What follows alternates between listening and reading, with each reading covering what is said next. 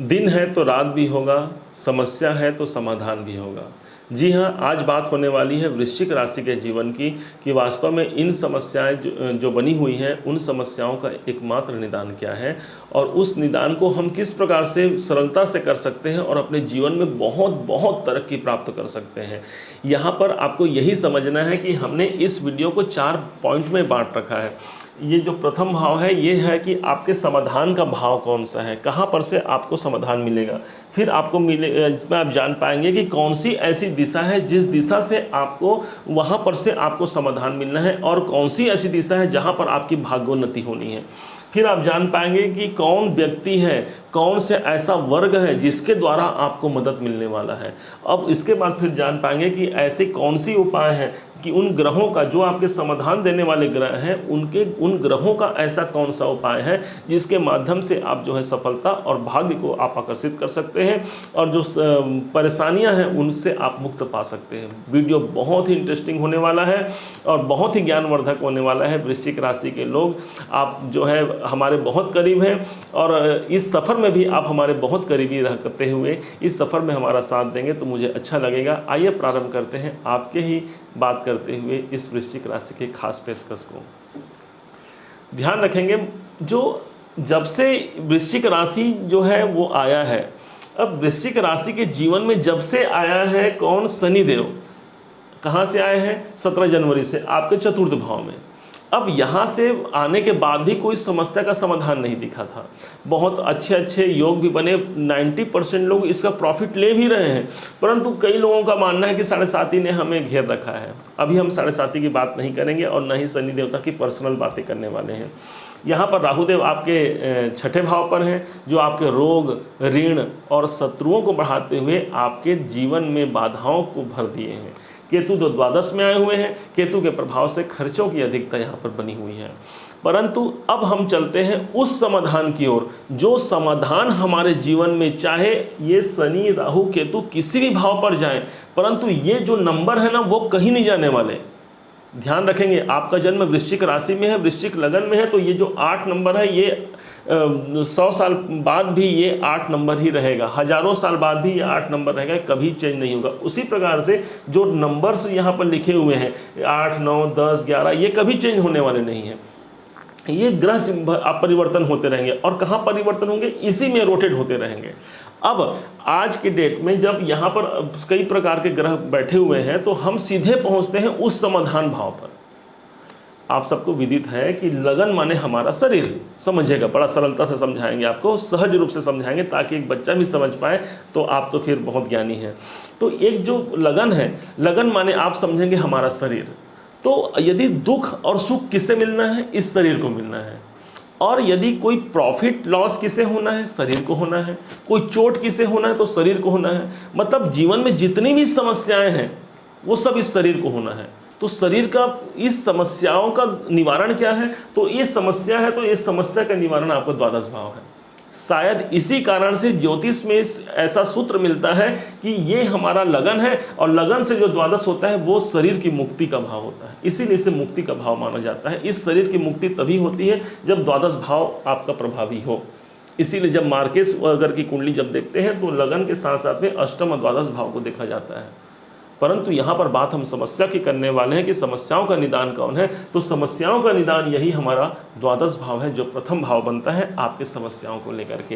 तो ये जो द्वादश भाव है ये आपकी समस्याओं का निदान का भाव हो गया। अब यहाँ से एक एक करके देखते हैं तो ये जो लगन है यही आप हैं, आपके शरीर है। देखिए अब एक प्रकार से ज्योतिष आप सीख जाएंगे अगर इसे देखने लगे तो। ये आपका लगन है, ये जो सेकेंड हाउस है इसके बाद का जो भाव है वो आपका पैसा है, वो आपका धन है, यही आपका कुटुंब है और यही आपकी वाणी है। थर्ड हाउस जो है वो आपका साहस है, वो पराक्रम है, वो आपका मार्केटिंग का क्षेत्र है, वो आपका कंपटीशन है, आपके जीवन में कितनी कंपटीशन है, ये थर्ड हाउस है। फोर्थ हाउस जहाँ पर शनिदेव अभी आए हुए हैं ये आपके भूमि, भवन, वाहन, मकान और आपके सुख को दर्शाने वाला ये भाव हो गया। पंचम भाव आपके संतान, आपका एजुकेशन, आपका मानसिक जो रूप से आप चाहते हैं वो है ये पंचम भाव। और पंचम भाव ही आपको दुनिया से जोड़ने वाला भाव है। छठा भाव आपके नौकरी, आपके रोग, आपके ऋण, आपके कर्जे, आपके शत्रु, और आपकी नौकरी, ये सब भाव लेकर के छठा भाव। सातवां भाव आपकी पत्नी, आपका जीवन साथी, सातवें भाव से ही आप देख सकते हैं। यहीं पर यही बिजनेस का भाव भी हो गया। अष्टम भाव आपका रुकावट है। अष्टम भाव रुकावट है तो अष्टम भाव से जो अगला भाव है वो उस रुकावट से मुक्ति है, और इसीलिए आपके लिए जो अगला हाउस बनता है वो नवम भाव होता है, आपके समस्याओं से मुक्ति के लिए अगला भाव।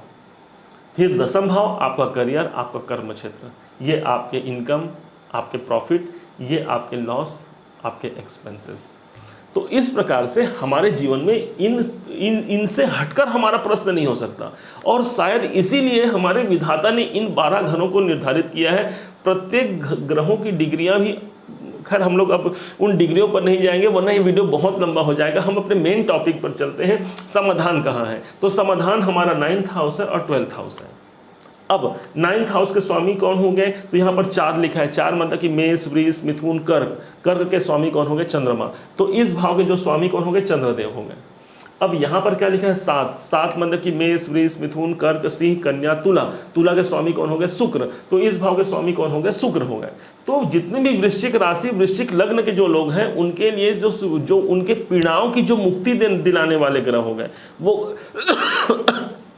वो कौन हो गए, वो हो गए चंद्रमा, वो हो गए आपके शुक्र। अब जब चंद्रमा और शुक्र आपके मेंटेन रहेंगे तो कैसे भला आपका भाग्योन्नति नहीं होगा, कैसे भला आपकी समस्याओं का अंत नहीं होगा। अब समझते हैं कि कैसे इसे हम समाधान कर सकें। इन ग्रहों के उपाय को लेकर के हमने इसे 4th पॉइंट पे रखा है। उसके पहले 2 अहम पॉइंट बीच में पढ़ते हैं, उसे आप समझ लीजिए। अब हम ये जानने वाले हैं कि कौन सी ऐसी दिशा है, कौन सी ऐसी दिशा है जिस दिशा से आपके प्रॉब्लम जो है वो जो है सॉल्व होने वाले हैं। कौन सी ऐसी दिशा है जहाँ पर आपको भाग्य का सहारा मिलने वाला है, भाग्य का लाभ मिलने वाला है। यहाँ पर आप देखेंगे 4 नंबर लिखा हुआ है। 4 नंबर मतलब कि आपने देखा भी कि इसका स्वामी हो गया चंद्रमा। चंद्रमा 4 जहाँ पर लिखा है वहाँ पर देखेंगे 4 कहाँ, ये लिखा है उत्तर दिशा। तो चंद्रमा किस दिशा के स्वामी हो गए, तो चंद्रमा उत्तर दिशा के स्वामी हो गए। उत्तर भाग यहाँ पर दिखा है। 4 नंबर की जो राशि होती है वो उत्तर दिशा को रिप्रेजेंट करती है। मतलब आपका भाग्य कहाँ होगा, आपका भाग्य से उत्तर दिशा में होगा। तो ये आप ध्यान रखेंगे। आप, एक होता है हमारा कर्म क्षेत्र, एक होता है हमारा भाग्य क्षेत्र। कर्म क्षेत्र वो हो गया जहां पर आपने काम किया, और भाग्य की दिशा वो हो गई जहां पर आपने कम काम करके बहुत ज़्यादा प्राप्त किया। यदि ऑलरेडी आप अपने दिशा को देखना कैसे है, इस दिशा को आप अपने बर्थ प्लेस से देख सकते हैं, या फिर आप प्रेजेंट में जहाँ हैं वहाँ से भी देख सकते हैं, क्योंकि प्रेजेंट में हम जहाँ रहते हैं वहाँ से भी वो बहुत ज़्यादा प्रभावित रहता है। तो उत्तर दिशा वह दिशा हो गई जहाँ पर आपकी भाग्य उन्नति होनी है। ये आप ध्यान रखेंगे, और अपने पास्ट को जा करके आप मैच करके देखिए कि वास्तव में आपकी कोई ना कोई भाग्य उन्नति उत्तर दिशा में हुई है। और आपने देखेंगे कि यदि प्राप्त होता है तो कमेंट में ज़रूर लिखिएगा कि हाँ, आपके अनुभव को जरूर लिखिएगा। इसके बाद इसी चंद्रमा को देखें तो यहाँ पर से अब जो अगला जो है 7 नंबर लिखा है जिसके स्वामी शुक्र बनते हैं। अब ये 7 नंबर कौन सी दिशा के स्वामी हो गए, तो यहाँ पर देखेंगे 7 नंबर लिखा हुआ है पश्चिम दिशा। तो पश्चिम दिशा के स्वामी कौन हो गए, हमारे 7 नंबर जहाँ पर राशि है वो पश्चिम दिशा को रिप्रेजेंट करता है। मतलब आपको बाधाओं से मुक्ति कहाँ मिलेगी, पश्चिम दिशा से। तो आपके लिए 2 पॉइंट निकले, एक तो जहाँ पर भाग्य उन्नति होगा, और एक जहाँ पर आपके जीवन में आपके कष्टों से मुक्ति मिलेगी। ठीक है, ये दिशा आपने समझा। कैसे इन ग्रहों को बलिष्ठ करना है हम 4th पॉइंट में बताएंगे, परंतु उसके पहले ये तीसरे पॉइंट पर चलते हैं। तीसरा पॉइंट बोलता है कि मदद कौन करेगा भाई, क्योंकि इतनी बड़ी जनसंख्या है हमारे देश की, और इसमें से हम कैसे पता करें कि किससे हमको मदद मिलेगा। तो ध्यान रखेंगे ये जो 4 नंबर है ना, यही आपका मददगार साबित होगा। मतलब 4 नंबर माने चंद्रमा मतलब सीधा रिलेशन चंद्रमा का होता है आपकी माँ से। तो आपकी सबसे ज़्यादा जो मदद करने वाली जो स्त्री हो गई इस संसार में, जो आपके लिए भगवान हो गई, वो है आपकी माँ। आपकी माँ यदि जीवित है, सदैव उनका आशीर्वाद देते रहिए, वहीं से आपको बहुत ज़्यादा जो है वो लाभ मिलेगा। इसके बाद चंद्रमा किसको दिखाता है, चंद्रमा कहता है कि जितने भी ऐसी कोई महिला जो खाली हाथ हो, खाली हाथ मतलब कि जो विधवा हो, उन महिलाओं से भी आपके जीवन में लाभ होगा। क्यों, क्योंकि चंद्रमा का प्रभाव वहाँ पर भी देखा गया है। यही वो स्थान, यही वो भाव है। चंद्रमा हमारे जीवन में किसको रिप्रेजेंट करता है, चंद्रमा को। तो चंद्रमा जो है, चंद्रमा ग्रह जो हो गया वो आपके भाग्य को बढ़ोतरी करेगा। चंद्रमा किसको दर्शाता है? चंद्रमा आधुनिकता को दर्शाता है। तो कोई भी स्त्री पुरुष, चाहे उसका उम्र बड़ा हो या छोटा, यदि उसको आप देखें वो आधुनिकता को अपना रहा है। कई लोग क्या होते हैं, बहुत 60 65 70 साल के रहते हैं और बहुत आधुनिक रहते हैं, अपने आप को मेंटेन रखते हैं। आप समझ जाइए कि उनके द्वारा हमें सफलता मिलेगी। ठीक है, तो इस प्रकार से जो आधुनिकता को अपनाए उनके द्वारा आपको सफलता मिलेगी। ये हमारा लॉजिक है जिसे हमने अपने रिसर्च से निकाला है। आप अपने जीवन पर अप्लाई करके मुझे ज़रूर बताइएगा कि कैसा यह सटीक बैठता भी है कि नहीं बैठता। अब इसके बाद चलते हैं 7 नंबर पर। 7 नंबर स्वामी कौन हो गया? शुक्र हो गया। तो शुक्र तो अपने आप में स्त्रियों का ग्रह माना गया है। तो जो स्त्री, जितने भी स्त्री वर्ग हैं उन सबसे आपके को समाधान की मुक्ति मिलेगी।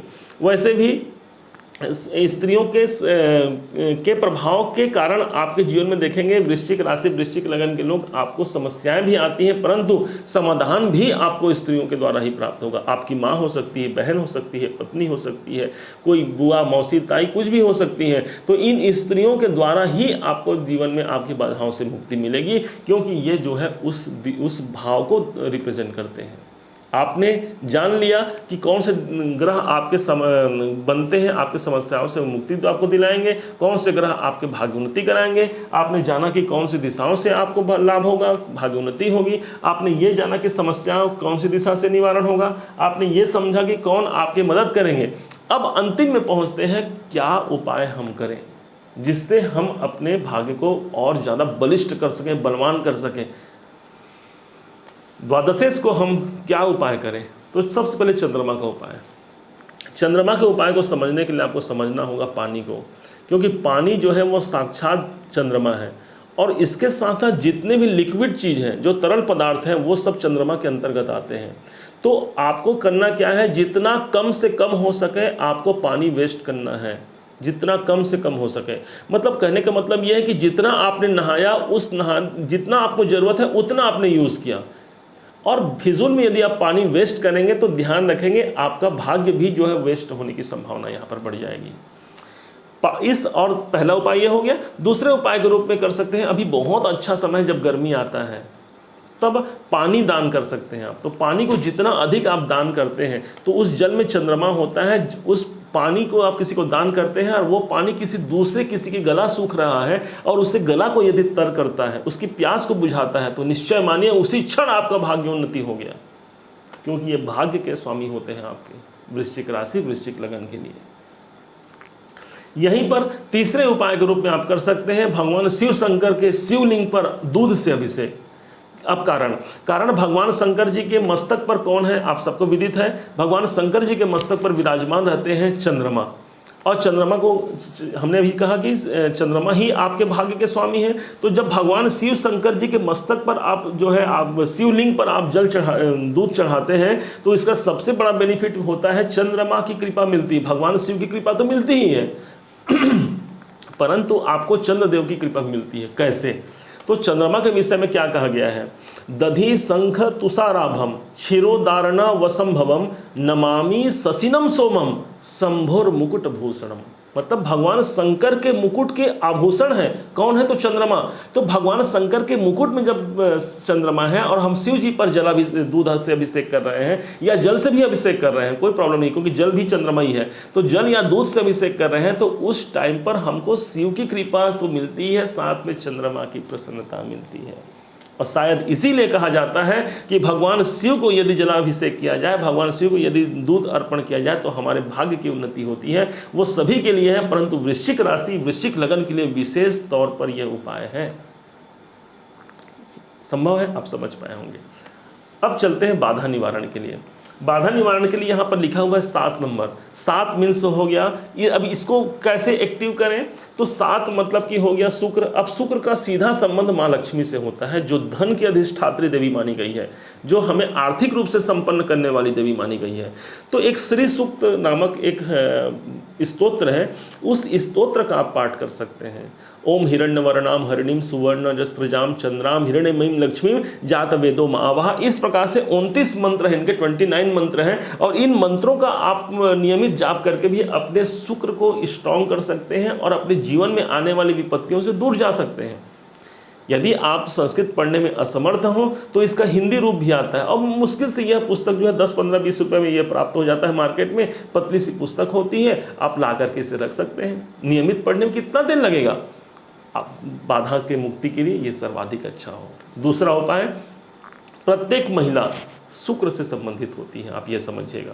उन पर उनका सम्मान करना, विशेष तौर पर यदि आप अपने अपोजिट लिंग की महिला को, यदि आप उनसे आप संबंध अच्छा रखते हैं, यदि अपने घर की महिला जो घर की श्रीमती जी है उनसे संबंध अच्छा रखते हैं, यदि अपने जीवन साथी से आप संबंध अच्छा रखते हैं, तो ऑलरेडी आपका शुक्र स्ट्रांग हो जाता है।